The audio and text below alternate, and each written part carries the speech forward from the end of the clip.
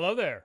General Kenobi. I'm Greg Sanders, the Sexy Jedi, and today we're going to be talking about microtransactions in video games. It is something that has spread like a virulent plague. Microtransactions have grown across the industry to the point where they're almost becoming a standard. They are a part of every major game franchise pretty much without argue. They are everywhere. They are in Halo. They are in Marvel's Avengers. They're going to be in the Marvel's Midnight Suns game, and so on and so on. They were in Star Wars Battlefront. The list just goes on. You are more likely to see some type of microtransaction in a video game than you are to see a single release game. You know, my best comparison is Halo Reach. If you look at the amount of content that Halo Reach offered in terms of customization, color customization, armor customization, Spartan, Elite, all of that, and you compare that to Halo Infinite, you compare them both at launch, and you look at an even comparison to how both games launched, Halo Reach has far more options available. Halo Reach is a more complete package. Everything is earnable in game. You don't have to spend a dime on it. Whereas if you look at what Halo Infinite offers, the majority of what it has to offer is locked behind paywalls and season passes. And this continues to spread. Now, there are absolutely, there are a lot of debates around it's the health that this has on the industry, whether it's a positive or a negative, and everybody's going to step away from that individually, looking at it, subjectively, whether or not you think it's good for the industry or bad for the industry. I think if you look at, especially in the AAA game space, if you'll allow me, if you look at major releases, major AAA games, major franchises that are all introducing microtransactions, and if you look at their quality versus the quality of their predecessors, or, things that they are sequels to, and you could pick out any IP you want, and honestly, you'll probably land on one that has microtransactions in it. You will see a drop in quality. You'll see almost like there is a almost loss of passion in terms of the product being put out. It is very corporate. Now, at the end of the day, everyone has to make money. Everyone wants to make a living. Everyone wants to make a healthy living. Everyone wants to be able to provide for their families. Food, housing, insurance, all of those things. Everyone wants to make a living. Gaming is getting astronomically expensive. As you continue to push graphics, as you continue to chase cutting-edge photorealistic graphics, you are chasing massive ballooning budgets. And I want to shine a light on every side of this. I want to paint as big of a picture as I can on the existence of microtransactions. Because again, at the end of the day, it is subjective, but I also understand that it is not cheap in terms of making games. One game can be made by 400 people.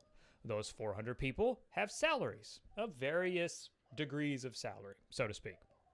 Those 400 people require hardware. They use the building's electricity, all of these things, plumbing, where they work from, rent, all of this just goes into the business itself that has to pay for itself and then pay for its employees. And hopefully pay their employees a livable wage that they can survive off of and that their family can survive off of. So how do you find a way to manage all of this? The trajectory that gaming is going in is microtransactions. That is very much so becoming the standard. It is in far more games than it ever was when I was growing up in gaming. And again, obviously that goes without saying, I've been playing games since before you could, connect online, when it was just co-op and the other person, had to be in a room, and then LAN parties. Like there has been a natural growth and escalation of gaming. Absolutely. And most of it for the better. But how healthy is microtransactions? And how does that fit into it? And is it healthy for the future of gaming? Is it healthy for the industry? And that is something that's interesting to me. Now, obviously, if you're sitting down and you're playing and you're like, I want this stuff, I have the money, you spend it. That's cool. That's fine. That's fine. That's not the debate. What an individual chooses to spend their money on is completely their choice. If it's digital goods, if it's digital currency, if it's to dress up your superhero, if it's to dress up your Spartan, if it's to a gun skin, whatever, it's your free money. That's your choice. But is it going to have a larger negative effect on the industry? Is it going to have a larger negative effect on the franchises that it's being introduced into? How do you compare Halo Infinite to what came before in terms of microtransactions and the availability of cosmetics and customization? If you look at Halo Infinite at launch versus Halo Reach at launch. If you look at Marvel's Avengers and you compare it to, because again, obviously Marvel's Avengers is its own thing, but it is a part of a spiritual family, if you'll allow me to make the comparison, of Ultimate Alliance. There was 2 Ultimate Alliances that were released back in the day for, multi-platform, and then there was Ultimate Alliance, the Black Order, that came exclusively to Switch. And if you look at those 3 Ultimate Alliance games and you look at Avengers, what has the better value? And did microtransactions harm it or negatively impact it? And what is that effect going forward? And again, we can use Star Wars Battlefront. The game's, published by EA, developed by DICE. If you look at those games and you compare it to the other first and second Battlefronts, because numbers are weird, for some reason they felt a need to reboot and give us a second number 2, which sounds weird in and of itself. But look at the first and second original Battlefront and compare it to the first and second Battlefront of the reboot. Now, I would like to say this is subjective, but it doesn't feel that way to me. The original Battlefront duology is superior to what we got from DICE and EA. I mean, I feel very strongly about that. I respect it. If you feel differently, that's fine. But I feel very strongly that the original 2 Battlefront games are superior to what we got from DICE and EA. Now, microtransactions are also coming into MMOs, where you're already paying a subscription service to play. And in terms of where does it stop? What's the line? What is acceptable for microtransactions? These are all questions that I have for a player base. I wanted to try to, I wanted to look at it the best I could. I wanted to look at it as evenly as possible. I understand both sides. I understand that it is a business. I understand there is a financial gain, and I understand that there is an audience that purchases it, and that's fine. But there is also going to be an audience, like myself, that doesn't purchase. I don't do microtransactions. I have not ever, for full disclosure and for full transparency, I have not ever spent money on any digital cosmetics, whether it is Fortnite or Apex Legends or the Battlefront games or Halo Infinite or Halo 5 Guardians or Marvel's Avengers, any of them. I haven't spent anything on cosmetics, for full transparency. Not even in the MMOs I've played where there are cash shops in MMOs. Not in Destiny, not in any of it. And not even in mobile games, which, again, all of this prominent. I could go on and on and on with this list. So that's where I have to stop. And, just for, again, like I said, for the sake of transparency, when is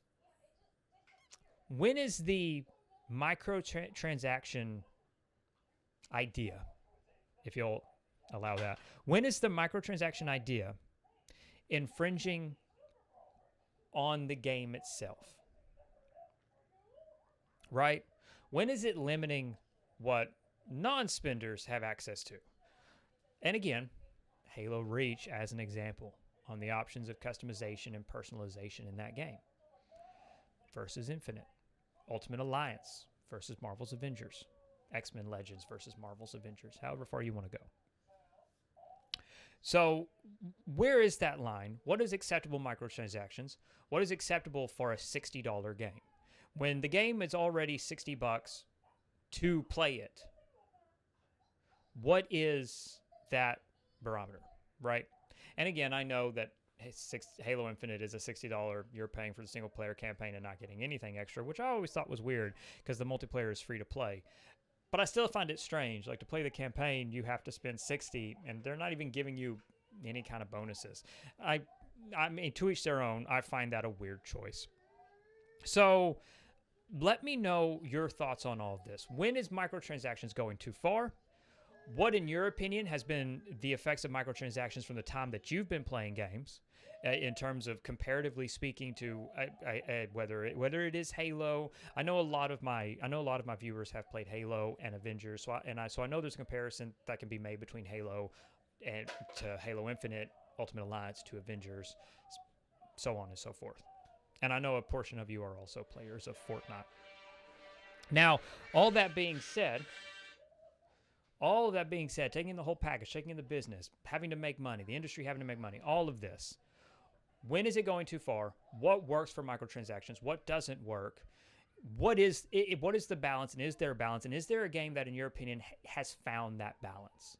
And obviously this is all subjective, but what is for you that perfect balance? If you do take part in a game of microtransactions and you have spent money on microtransactions, what have you found as a perfect balance where you feel you're being treated fairly as a player, and in the same token, you as a spender are being treated fairly, and other players who are not spenders are also being treated fairly? So, thank you so much for sharing your thoughts down in the comments below. I look forward to hearing them, and I look forward to following up on this conversation as we kind of look into these aspects of development and what's becoming a pretty standard part of gaming. So, I wish you all the best. In the description below, please consider following a link to our Patreon. Please consider checking that out. We have 2 tiers available, a $3 tier and a $5 tier, to support the channel and what we are producing here. Also available in the description below is a link to our amazing Discord community, The Tower, and finally a link to my debut novel, 89 Instrument of Destruction, and it can be purchased now from Amazon. So thank you. Above all else, and most importantly, stay safe, take care of others, and have a legendary day.